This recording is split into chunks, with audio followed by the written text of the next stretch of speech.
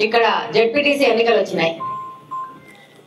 వస్తే అసలు ఎలక్షనే ఎందుకు, ఒక సంవత్సరమే ఉంది కదా, 9 నెలలే ఉంది కదా అంటున్నారు పెద్ద పెద్ద నాయకులు. గత 10 సంవత్సరాల నుంచి ఇక్కడ ప్రజలను నడిపిన వాళ్ళు. మరి ఇక్కడ ప్రజాప్రతినిధి అక్కర్లేదా అని నేను అడుగుతా ఉంటాను. మనకు మన సమస్యలు తీర్చడానికి ప్రజాప్రతినిధి కావాలా? అది 6 నెలలు ఉందా, 10 నెలలు ఉందా, సంవత్సరం ఉందా అనేది అనవసరం. ఈ దినం కూటమి ప్రభుత్వం అధికారంలోకి వచ్చింది. ప్రజలు ప్రశాంతంగా బతుకుతా ఉంటారు. ఆ దినం మొన్న వచ్చిన ఎలక్షన్ లో కడపలో నేను పోటీ చేసినప్పుడు ఈమె ఎవరు యాడ్ నుంచి వచ్చింది, ఈమెకేం తెలుసు, హైదరాబాద్ నుంచి వచ్చింది అంటూ మాట్లాడిన వాళ్ళు కొంతమంది అయితే, కొంతమంది అక్కడ రిస్క్ చేస్తున్నావు అక్క, ఈడెందుకు పోటీ చేస్తున్నావు అన్నోళ్ళు ఇంకొంతమంది. కానీ మన నాయకుడు నారా చంద్రబాబు నాయుడు గారు, అలాగనే కడప జిల్లా అధ్యక్షులు శ్రీనివాస్ రెడ్డి గారు నిర్ణయం చేసుకుని నన్ను దింపినారు. ఇలాంటి మాటలు వింటూనే ఎలక్షన్ లో క్యాంపెయినింగ్ అంతా చేసినాం.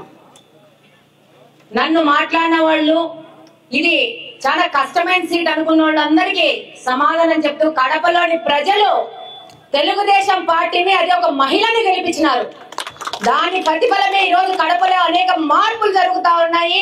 ఆ మార్పుల్లో భాగంగా ప్రతి ఒక్క గురువారం ప్రజావేదిక నడిపిస్తే 1000 మందికి తక్కువ కాకుండా మన ప్రజలు వచ్చి వాళ్ళ సమస్యలు చెప్పుకునే పరిస్థితి ఈ రోజు కడపలో నడుస్తోంది. ఎప్పుడు ఎక్కడ గత 20 సంవత్సరాల్లో జరగని విధంగా ఈ రోజు ఇక్కడ కూడా అలాంటి మార్పు రావాల్సిన అవసరం ఎంతగానో ఉంది.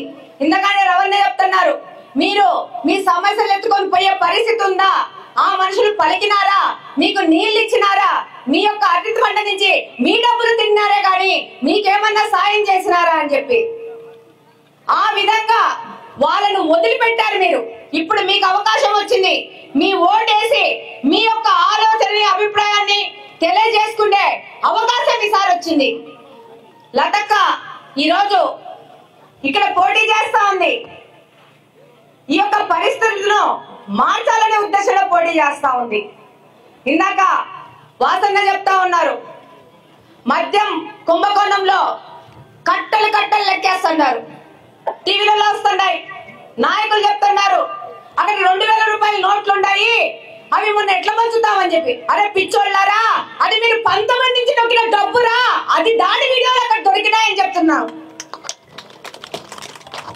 ఈరోజు ఇక్కడ ఎలక్షన్ పెట్టంగానే ఎలక్షన్ స్పోర్టివ్తో, పోటీతత్వంతో ప్రచారం చేసుకోకుండా ఒక స్క్రిప్ట్ చెప్తున్నారు, సినిమా ఎట్లా తీస్తారని చెప్పి.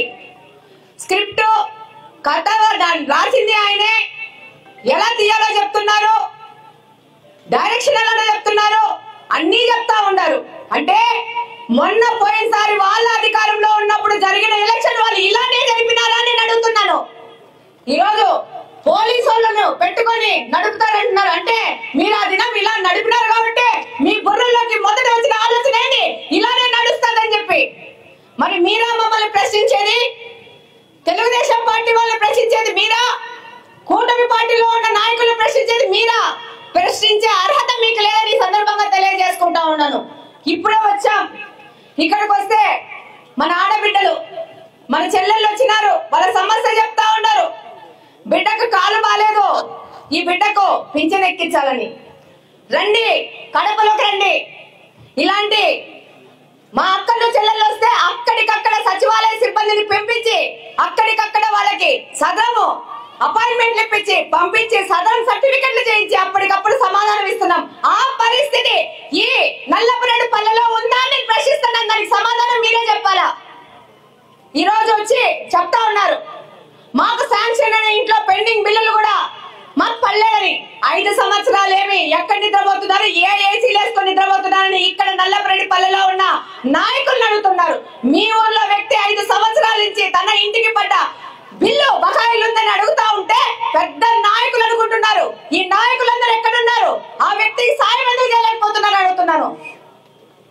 ఈరోజు తెలుగుదేశం పార్టీ గాని, కూటమిలోని పార్టీలోని నాయకులు గాని ప్రతి ఒక్కరు ప్రజాసేవ కోసం కట్టుబడి ఉన్నాం. ఈరోజు నారా చంద్రబాబు నాయుడు గారు అభివృద్ధికి సంబంధించిన విషయాల్లో కానీ, యువత భవిష్యత్తు విషయంలో కానీ, రైతుల సంక్షేమ విషయంలో కానీ,